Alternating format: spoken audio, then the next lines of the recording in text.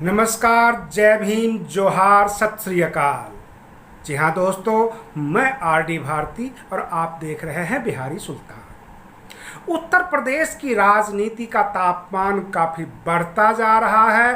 कल press conference में बहन मायावती जी ने साफ कर दिया, बसपा ने ये साफ कर दिया कि उत्तर प्रदेश विधानसभा का चुनाव बसपा अकेली लड़ेगी। और पूरी मीडिया जगत में एक चर्चा उठ गई कि उत्तर प्रदेश की जो आगामी चुनाव है, विधानसभा आम चुनाव है या बहुकोणीय चुनाव होगा। बहुकोणीय चुनाव का यह मतलब कि आमने सामने की दो पार्टियों की लड़ाई नहीं होगी, बहुत सारी पार्टियां मैदान में उतरने वाली है। और एक्सपर्ट के अनुमान के मुताबिक बहन मायावती जी ने जो सोशल इंजीनियरिंग की व्यवस्था किया है उसमें वो 300 प्लस पार कर जाएंगे, इतने सीट उनके खाते में आ जाएंगे। कहने का मतलब बहुजन समाज पार्टी उत्तर प्रदेश में पूर्ण बहुमत से आगामी सरकार बनाने वाली है, सत्ता में आने वाली है।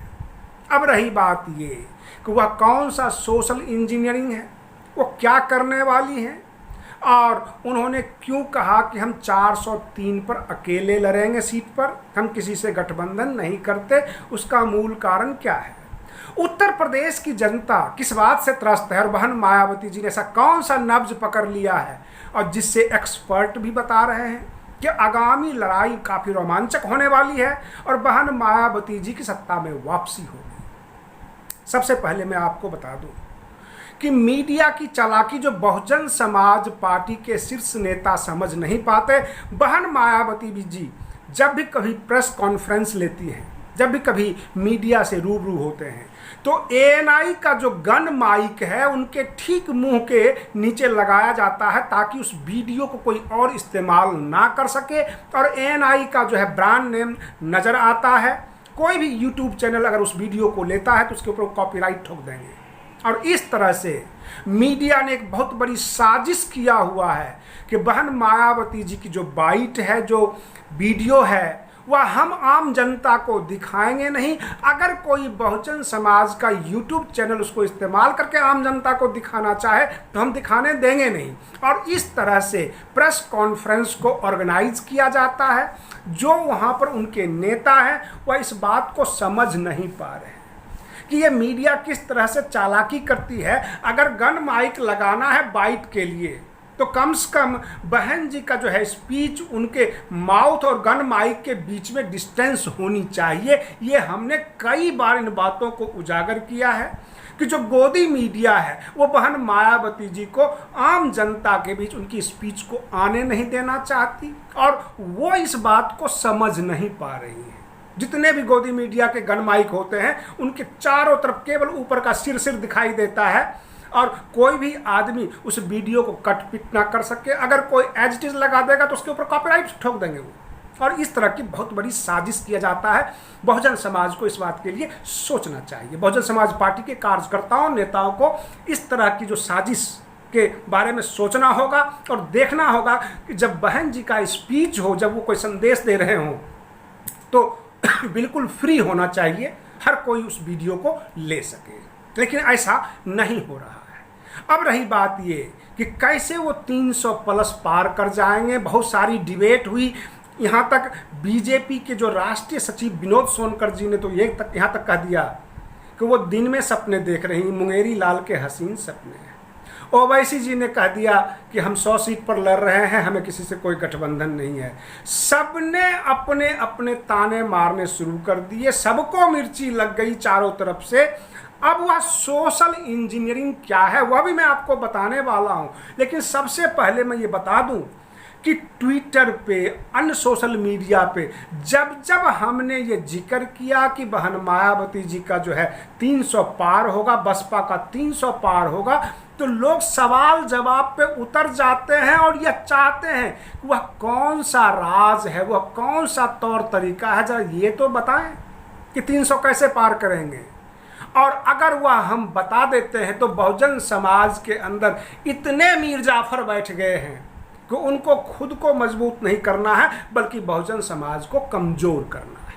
वो बिके हुए लोग हैं और वो जो है दूसरे के लिए काम करते हैं, कांग्रेस पार्टी के लिए काम करते हैं, भाजपा के लिए काम करते हैं और बार बार नॉक करते रहते हैं कि आप किस आधार पर कह रहे हैं कि 300 पार कर जाएगी। मैं वो सारी बात बताने वाला हूं, लेकिन इसको अगर हम फ्लैश करते हैं तो जो विरोधी हैं वो सजग हो जाएंगे, जो बसपा विरोधी हैं वो अपनी तैयारियों में लग जाएंगे। सबसे पहले मैं आपको बता दूं, बहुत सारी पार्टियां जो भाजपा के लिए काम कर रही है, कांग्रेस के लिए काम कर रही है, अब जैसे कि अनुप्रिया पटेल जो अपना दल के हैं, ये समाजवादी पार्टी के साथ गठबंधन करने वाली हैं, लेकिन इसका इंतजार इसलिए कर रही हैं कि दिल्ली के केंद्रीय जब विस्तार हो मंत्रिमंडल का, अगर वहां भी उनको नहीं पूछा जाएगा, जैसे उत्तर प्रदेश के कैबिनेट में जो है अपना दल को कोई भी विधायक को जो है मंत्री नहीं बनाया गया, अगर केंद्र में भी नहीं बनाया गया तो वो समाजवादी पार्टी के साथ आ जाएंगे।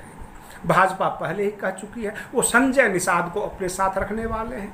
बहुजन समाज पार्टी ने ये ऑब्जर्व किया है कि 2007 में जो उनका फॉर्मूला था वही इस्तेमाल किया जाए 2022 के चुनाव में, क्योंकि वह फॉर्मूला काफी हिट था और सबकी भागीदारी। उन्होंने एक नया नारा दे दिया है, सर्वजन को बचाना है, बसपा को लाना है। सर्वजन, सर्वजन का मतलब सभी जन, बहुजन का मतलब जो 85% बताया गया था कि SC ST OBC माइनॉरिटीज। लेकिन आपको बता दें ये SC ST OBC माइनॉरिटीज कभी एक जगह एक प्लेटफॉर्म पे नहीं आए। जितनी इनकी संख्या ज़्यादा है उतना ही इन समाज के अंदर नेता भी बहुत ज़्यादा हैं। वो अलग अलग दल में अपनी अपनी कैरियर बना रहे हैं, वो सेवा के लिए नहीं आए हुए हैं।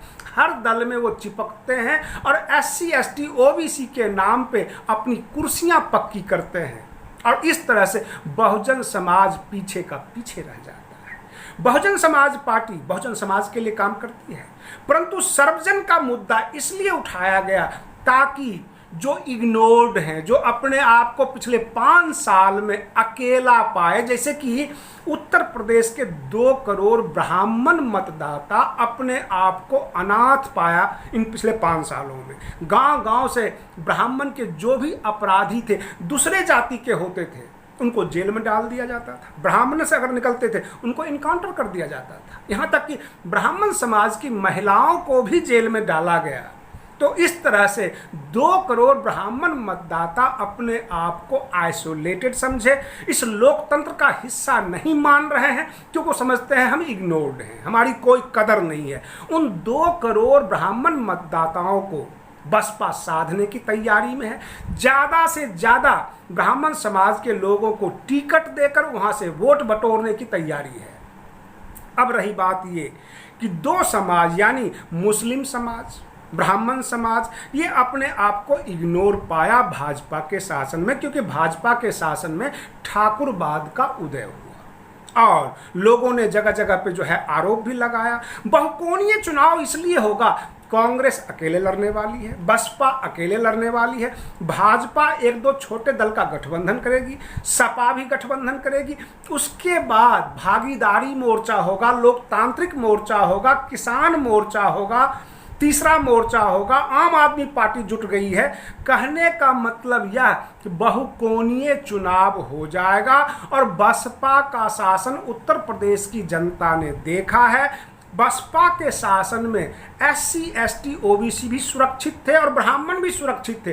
किसी ने अपने आप को अनाथ नहीं समझा था। प्रशासन चुस्त हुआ करती थी और इसलिए जो 2007 वाली सोशल इंजीनियरिंग है, बहन मायावती जी उसी को लागू करने की तैयारी में है, क्योंकि वो फॉर्मूला हिट फॉर्मूला था। और रही बात ये कि बहन मायावती जी अथवा बसपा को मीडिया के मामले में कुछ ध्यान देना चाहिए कि कम से कम अगर वो गोदी मीडिया को अपना बाइट देते हैं, प्रेस कॉन्फ्रेंस देते हैं, तो बसपा इसके ऊपर पुनर्विचार कर ले और सोशल मीडिया के जितने भी पत्रकार हैं उनको भी एक प्रेस कॉन्फ्रेंस दे दिया करें अथवा उनके लिए वीडियो जारी कर दिया करें।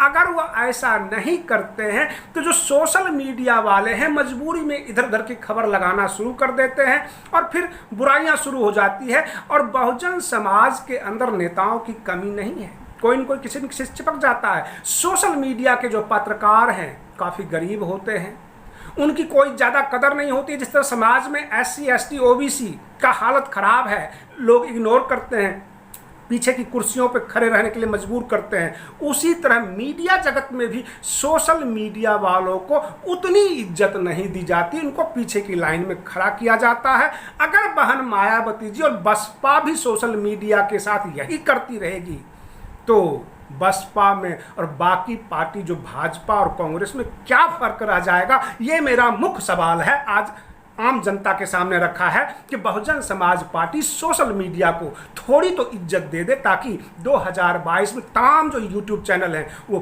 कूद पड़े बसपा के जो है समर्थन में और बसपा की तमाम चीज़ों की तमाम उपलब्धियों को दिखाने लग जाए। आप बने रहिए बिहारी सुल्तान चैनल पर। हम फिर मिलते हैं अगले वीडियो में, तब तक के लिए धन्यवाद।